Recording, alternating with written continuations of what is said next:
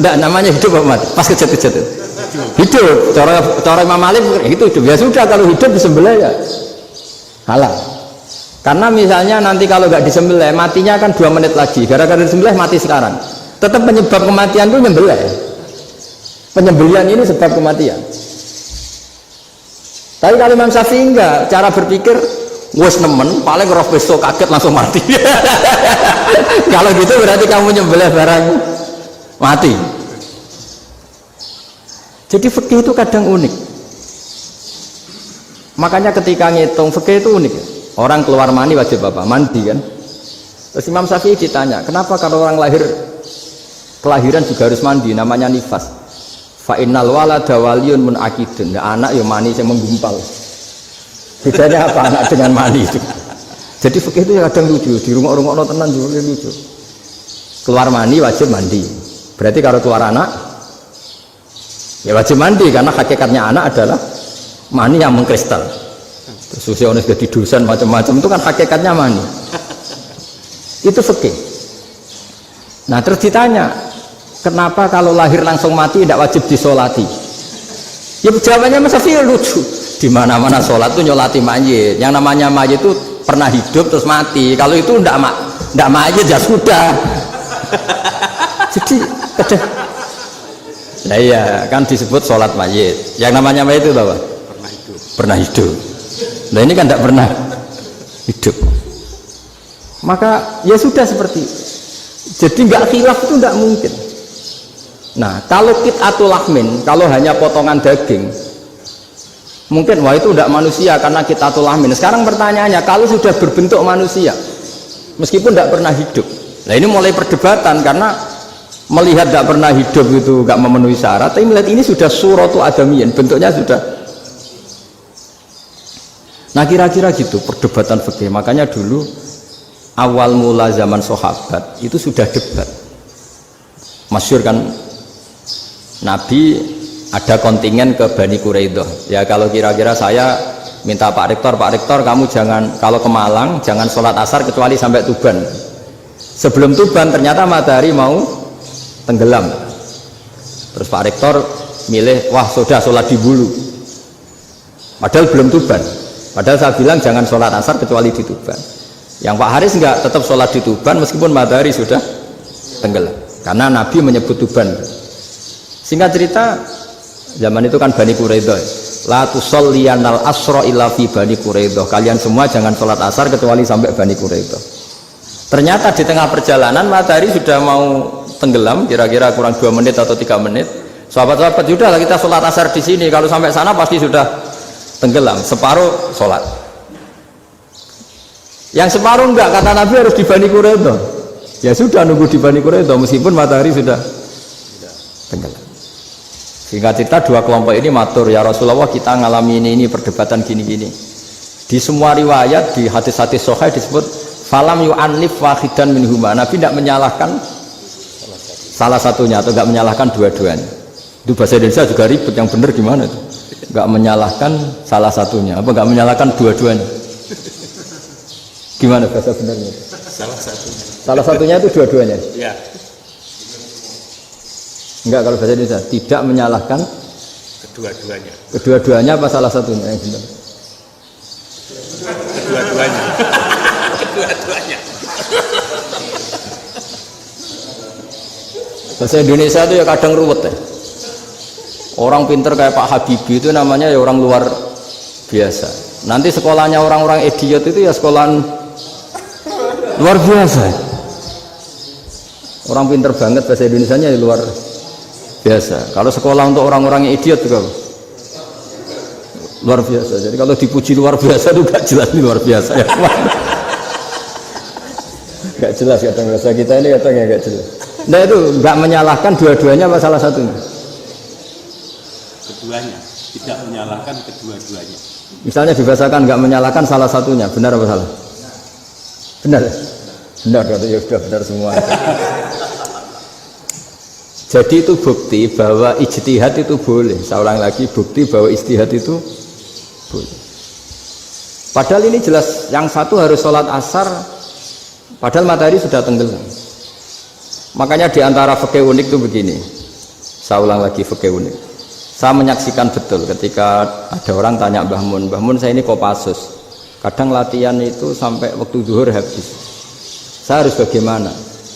Jawabnya Mbah Mun itu unik, sementing ojo ngosor sholat, engkau ya ojo niat jamak, atok kodok katanya. Singkat cerita terus orang ini diskusi sama saya, karena ini ya alim pernah mondok.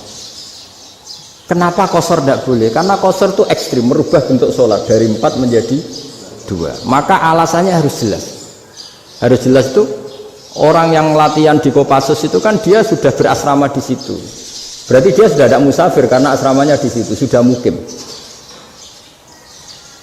Kalau dia kosor itu merubah bentuk sholat dari 4 menjadi 2. Merubah itu ekstrim. Tapi kalau dia qadha itu hanya mengakhirkan sholat dari waktunya. Kira-kira kalau kamu jadi malaikat ekstrim mana? Merubah sama menunda? Ekstrim merubah kan? Karena 4 menjadi 2. Terus ojo jamak takdim tapi jamak takhir. Itu juga penting. Bagi pengkaji fikih itu penting. Kalau jamak takhir itu salah-salah sithik ora pati popo. Kenapa? Kan mirip zuhur qadha. Kalau jamak takhir kan, tapi kalau jamak takdim asar kok di waktu zuhur, ekstrim mana? Perubahan takhir sama takdim itu ekstrim mana? Ekstrim takdim karena melakukan sesuatu belum waktunya. Belum waktunya. Jadi itu memang ya memang tadi kajian-kajian fikih itu memang unik. Karena bagi ahlinya, saya ulang lagi, tapi ini saya ulang lagi bagi ahlinya. Makanya ketika Nabi menjamak sholat ketika nusuk, ketika haji itu kata Imam Syafi'i lis safar, karena Nabi pergi jauh karena rumahnya Madinah. Tapi resikonya fatwa itu adalah orang Mekah nggak boleh jamak karena kawasannya nggak sampai 90 kilo lah kalau sekarang mungkin. Tapi kalau tahu Imam Malik nggak, ya lim nusuk, sehingga orang Mekah pun yang haji ya boleh jamak, karena alasan jamaknya karena nusuk, karena haji, bukan karena jarak. Terus diteruskan lagi, kalau karena pergi boleh jamak, memangnya pergi itu kenapa? Karena repot. Nah itu masalah kan, masyakoh. Nah, terus mulai ada orang-orang yang ngawur kan, resepsi jamak, ribet, wes resepsi duit utangan kan capek. Wah itu sudah jamak, ribet kan. Jadi kalau sudah illatul hukmi itu sudah mesti bikin masalah. Kalau sudah illatul hukmi itu pasti bikin masalah. Nah, pertanyaannya, jamak itu masih gampang karena bentuknya sholat masih 4. Yang ekstrim kalau qasar karena bentuk sholat 4 menjadi 2. Maka kata Mbah Mun pesennya, nak kue ra mesti bener, jika alasan itu tidak mesti benarnya. Pokoknya sementing tidak qasar. Juga tidak jamak takdim karena qasar ini kan merubah bentuk sholat kan ekstrim. Jamak takdim juga ekstrim karena mendahulukan sholat sebelum waktunya. Kalau jamak takhir kan biasa, kalaupun salah kan mirip kodok, ya mirip kodok biasa kan. Nah ini saya cerita, jadi fikih itu bagi ahlinya itu memang punya konsekuensi yang seperti itu.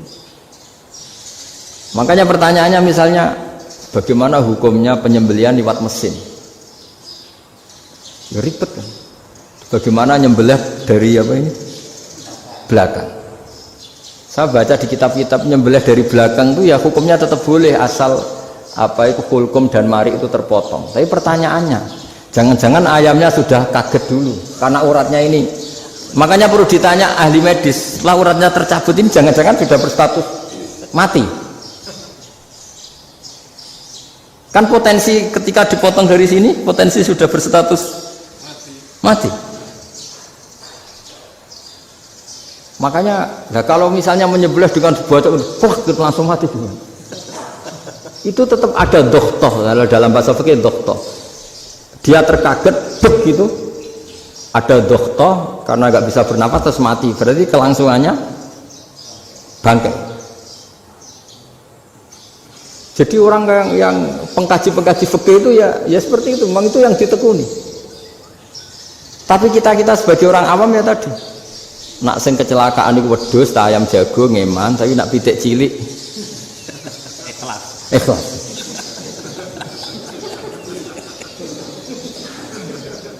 Makanya ada pertanyaan orang-orang, saya pernah ditanya itu ya bingung tenan. Gus, kalau ada orang mati oplosan misalnya, jenengan datang sholat enggak? Ya datang sholat kan, dia orang mukmin, saya tetap sholat. Kenapa? Ya kan matinya oplosan. Tapi andaikan tokoh yang mati, kamu sholat enggak? Ya sholat kan dia tokoh. Jadi ribet. Fikih itu ribet. Makanya Imam Nawawi nanti ngendikan gini. Ada orang ngundang Nabi, ya Rasulullah, saya mohon nyolati ini.